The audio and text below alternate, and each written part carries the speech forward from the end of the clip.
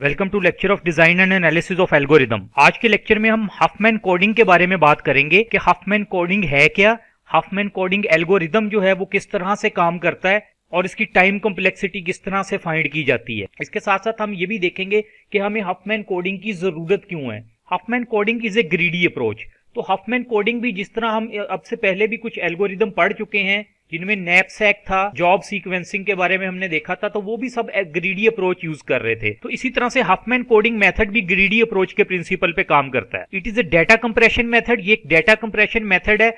देखें, जब हमारे पास बहुत ज्यादा डाटा होता है, हमने उसको एक जगह से दूसरी जगह ट्रांसमिट करना होता है, तो हम यूजुअली उसको कंप्रेस कर देते हैं। जिस तरह आपने देखा होगा कि जिप फाइल बना ली, .rar फाइल बना दी, तो इसी तरह से ये भी कंप्रेशन के लिए यूज होती है Huffman coding. It used for lossless data compression. Lossless data compression कि हम डाटे को कंप्रेस करें लेकिन डाटे की क्वालिटी किसी भी किस्म की डिग्रेड ना हो, डाटा किसी भी किस्म का लॉस ना हो, इसको कहते हैं lossless data compression. Assign codes to character such that the length of the code depend on the relative frequency or weight of the corresponding character. यहां पे जिस तरह हमारे पास लिखा हुआ है कि code depend on relative frequency.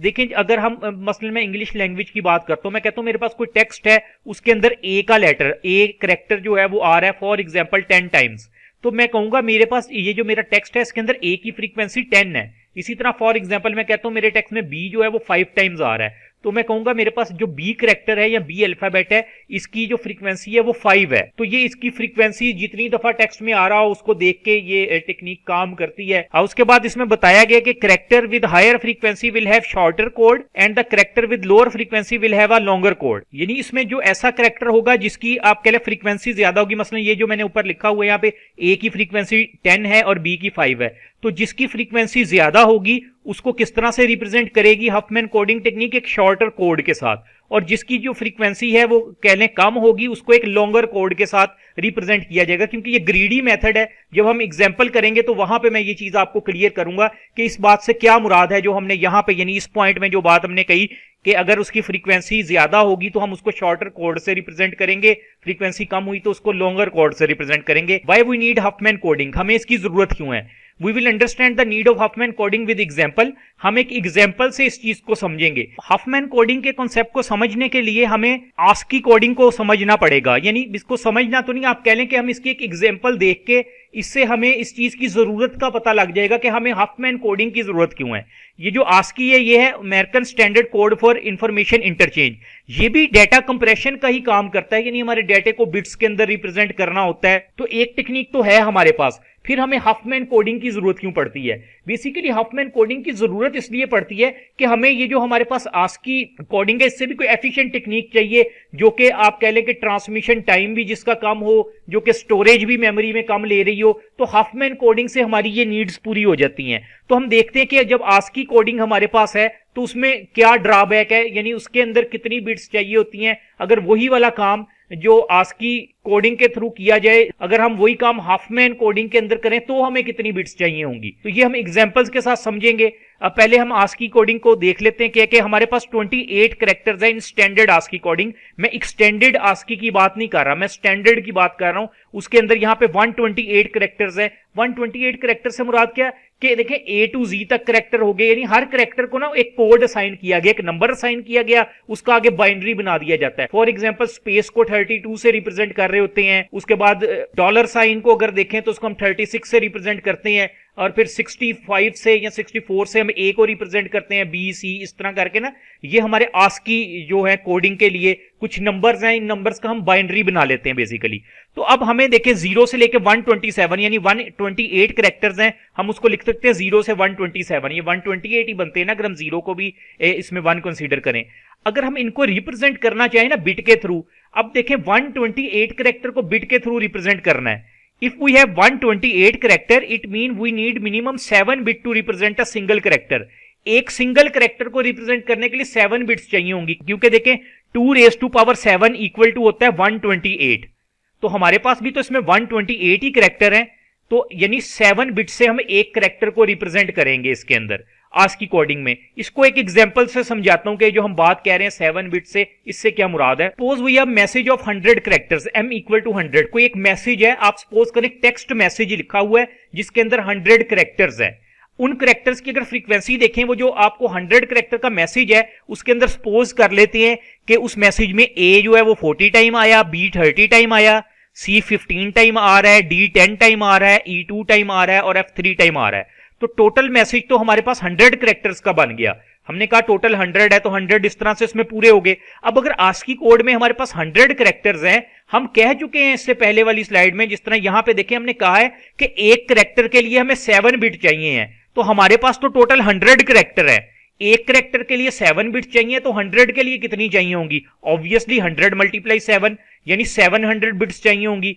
तो हम कह सकते हैं, जो हमने एग्जांपल देखी, कि अगर हम एक 100 करेक्टर्स का मैसेज ट्रांसमिट करना चाहे और ये उस मैसेज की आप कह ले फ्रीक्वेंसी हमारे सामने लिखी हुई है, ये हमने सपोज किया, लाजमी नहीं इसी तरह हो, समझाने के लिए एक एग्जांपल ली, ये उसकी फ्रीक्वेंसी है, 100 करेक्टर है मैसेज के। अब एक करेक्टर के लिए आस्की कोडिंग कहती है कि 7 बिट्स चाहिए होंगी, तो 100 के लिए 700 बिट्स चाहिए होंगी। अगर हम आस्की स्कीम के तहत इसको जो है वो ट्रांसमिट करते हैं अपने मैसेज को, या इसको कंप्रेस करके जहां भी हमने भेजना है या स्टोर करवाना है, तो 700 बिट्स हमें चाहिए होंगी।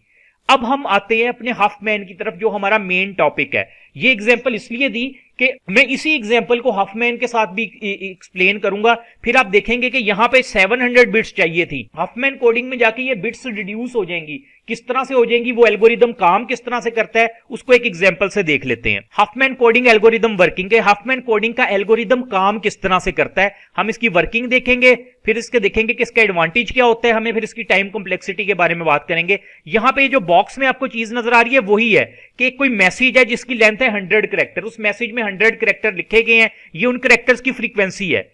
इसमें कंफ्यूज नहीं होना कि ये ए से एफ तक ही क्यों नहीं है, आगे जी एच आई भी तो हो सकता है, बिल्कुल हो सकता है। ये हमने एग्जाम्पल के तौर पे लिया, हमने कहा एक मैसेज है कोई भी, उसमें 100 करेक्टर है और उन 100 करेक्टर में यही सिर्फ यूज हो रहे हैं, A B C D E F, आपको समझाने के लिए सिर्फ उनकी फ्रीक्वेंसी लिख दी। अगर आप इनको ऐड कर लेंगे तो ये 100 बनेगा। इसका मतलब यहां पे यही है कि उस मैसेज में ए 40 टाइम आ रहा है, बी 30 टाइम आ रहा है, सी 15 टाइम आ रहा है, एंड सो ऑन।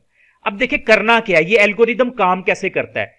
इस एल्गोरिदम के तहत हमने ये जो हमारे पास नंबर ऑफ करेक्टर्स होंगे ना, हमने देखना है कि इन करेक्टर में से सबसे कम किसकी फ्रीक्वेंसी है। 2 करेक्टर ऐसे सिलेक्ट करने जिसकी सबसे कम फ्रीक्वेंसी हो। देखिए ए की 40 है, बी की 30, सी 15, डी 10, ई 2 और एफ 3। हमारे पास ई और एफ, ये जो 2 हैं यानी ई और एफ, इन 2 की सबसे कम है। जो 2 सबसे कम वाले हैं ना, आपने उन दोनों को पिक कर लेना है, उनको आपने पिक कर लेना है। बेसिकली हम बनाने जा रहे हैं इसका हाफमैन ट्री। आपने उन 2 को पिक कर लेना है और आपने एक रूल याद रखना है अपनी आसानी के लिए कि आपने जो कम वैल्यू वाला आपके पास करेक्टर होगा ना, उसको लेफ्ट साइड पे रखना है, ज्यादा वैल्यू वाले करेक्टर को राइट साइड पे रखना है।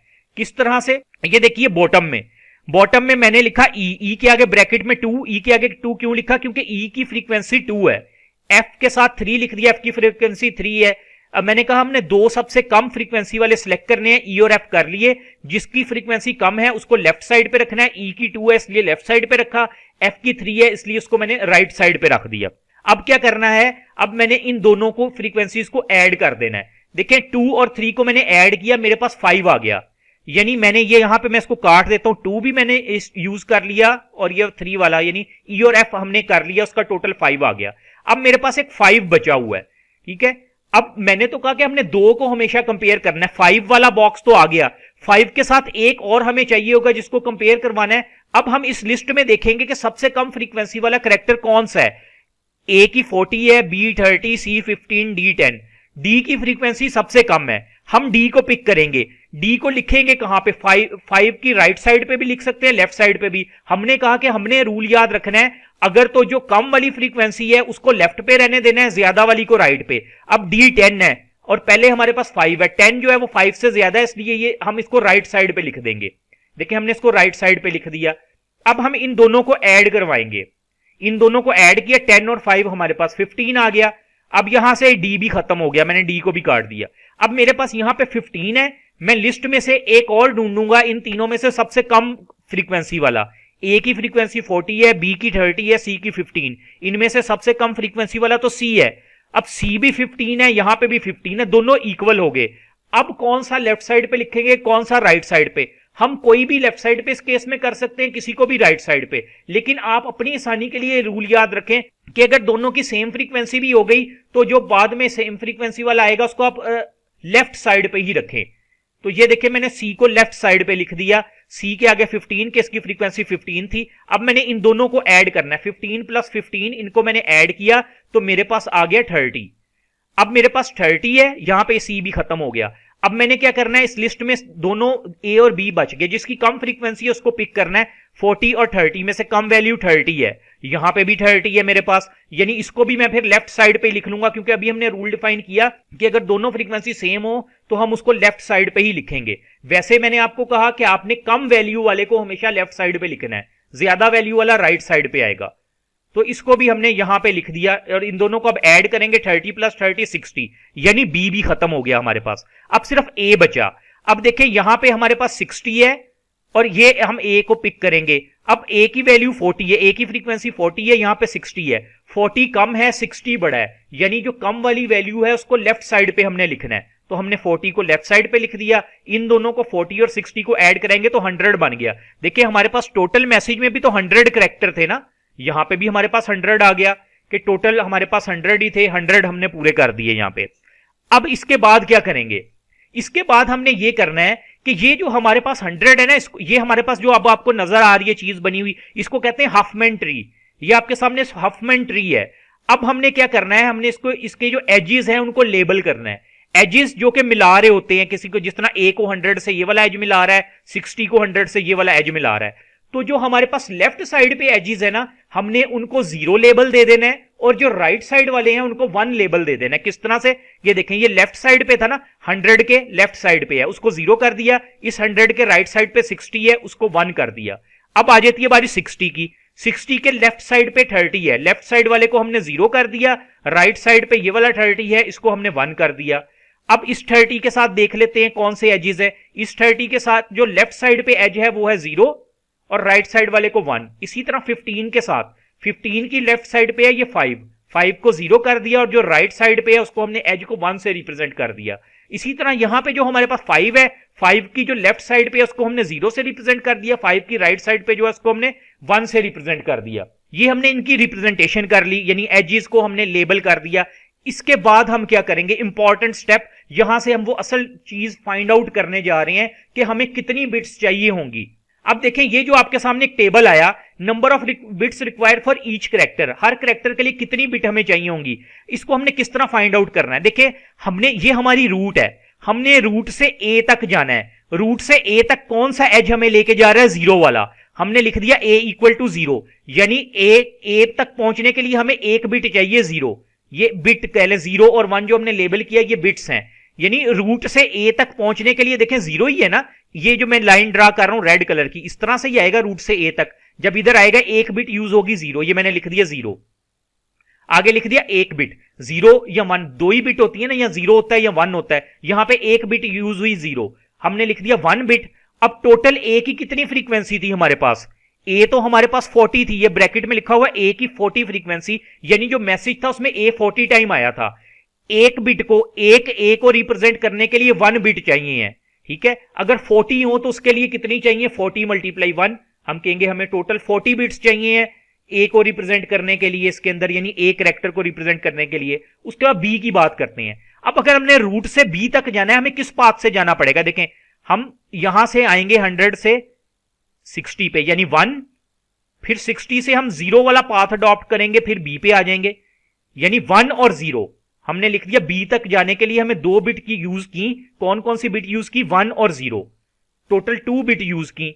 अब बी की क्या फ्रीक्वेंसी थी, बी की फ्रीक्वेंसी थी 30, यानी बी को रिप्रेजेंट करने के लिए, एक सिंगल बी को रिप्रेजेंट करने के लिए हमें 2 बिट चाहिए हैं। तो अगर बी 30 टाइम आ जाए फिर कितनी बिट चाहिए होंगी, 30 मल्टीप्लाई 2, हमें 60 बिट चाहिए होंगी, यहां पे हमने लिख दिया 60।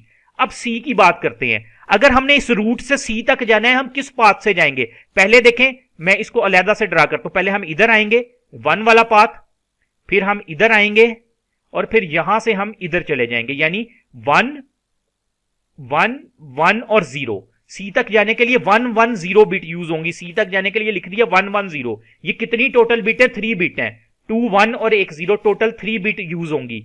तो सी की फ्रीक्वेंसी है 15, सी को रिप्रेजेंट करने के लिए 3 बिट यूज होती हैं एक सिंगल सी को। अगर सी 15 टाइम आए तो कितनी बिट यूज होंगी? 15 मल्टीप्लाई 3 45 बिट्स यूज होंगी।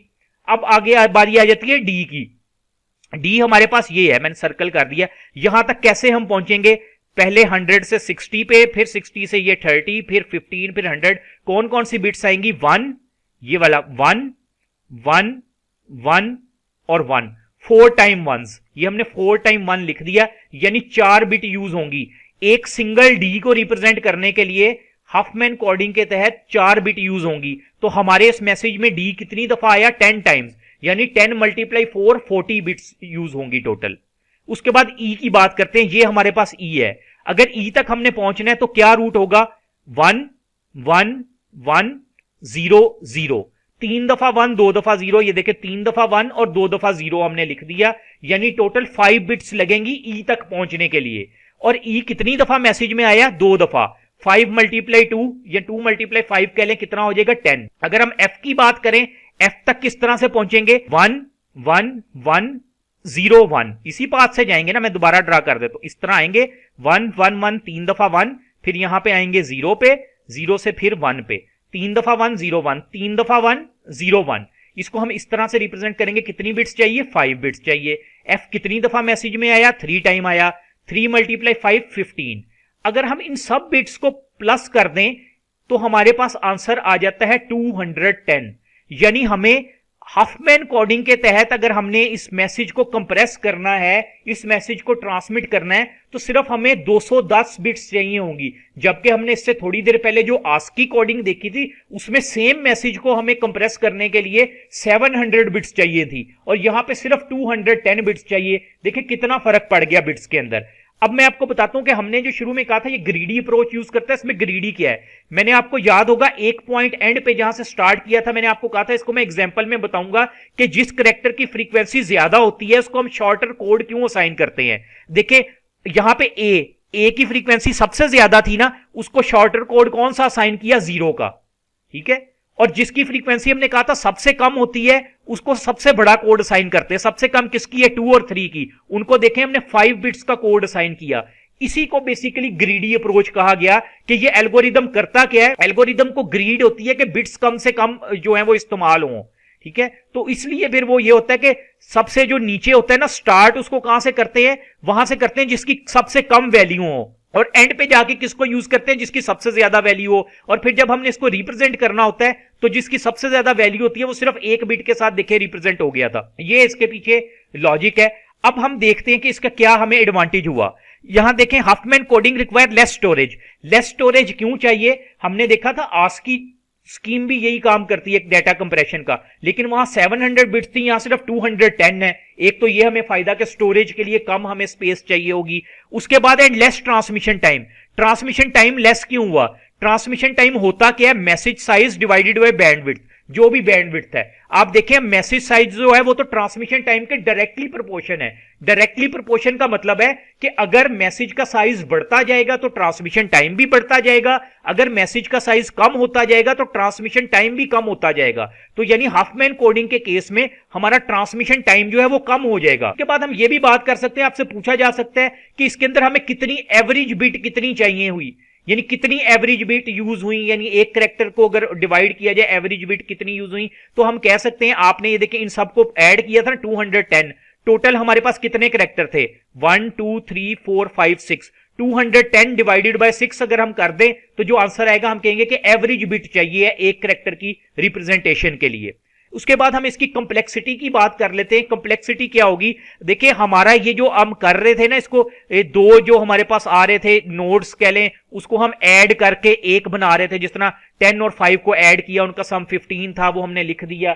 तो इस काम के लिए जो चीज यूज होती है ना उसको हम बोलते हैं हीप। यानी हीप हम इसमें यूज करते हैं, हफमैन ट्री के अंदर हम हीप यूज करते हैं अपनी वैल्यू को स्टोर करवाने के लिए, यानी वेट को स्टोर करवाने के लिए। ये वेट है ना 10 प्लस 5 15 वेट है। यहां पे 15 प्लस 15 30 जो था ये वेट है, 30 प्लस 30 60 जो था ये वेट है। इस वेट को स्टोर कराने के लिए ना हम हीप यूज करते हैं। हीप की कंप्लेक्सिटी log n होती है। आप देखें कि हर स्टेप में फिर हम इसको स्कैन भी तो कर रहे थे, हम ये देखना चाह रहे थे कि किसका वेट सबसे कम है, उसको हमने पहले लेना है। पहले हमने एक दफा स्कैन किया, हमने कहा कि ई और एफ का है, हमने ई और एफ को सिलेक्ट कर लिया, फिर हमने डी को सिलेक्ट कर लिया, तो टोटल जितना ये हमारे पास करेक्टर्स थे ए बी सी डी उतने टाइम ही स्कैन किया, यानी एन टाइम हमने स्कैन किया। स्कैन करने के बाद जो हमारे पास हमने कहा कि इसके जो वेट को स्टोर कराने के लिए हीप यूज की, उसकी कंप्लेक्सिटी log n थी, और जो हमने स्कैन किया उसकी जो आप कह ले कंप्लेक्सिटी n थी। तो इन दोनों को मिला दिया जाए तो ये बन जाता है n log n। तो हम कह सकते हैं कि हमारा जो हफमैन कोडिंग एल्गोरिदम है इसकी कंप्लेक्सिटी क्या होगी, O of n log n, कि n log n हमारी हफमैन कोडिंग की टाइम कंप्लेक्सिटी है वर्स्ट केस में। तो ये हमारा बेसिक कांसेप्ट था हफमैन कोडिंग का। स्टूडेंट्स, उम्मीद है कि आप लोगों को ये कांसेप्ट समझ आ गया होगा। अगर आपकी कोई क्यूरी, कोई क्वेश्चन है तो आप मेरे से कमेंट सेक्शन में भी पूछ सकते हैं। और अगर आपने इस चैनल को सब्सक्राइब नहीं किया तो इसको जरूर सब्सक्राइब करें, ताकि जब कोई नई वीडियो अपलोड हुआ करे तो आपको उसका फौरन नोटिफिकेशन मिल जाया करे। Thank you.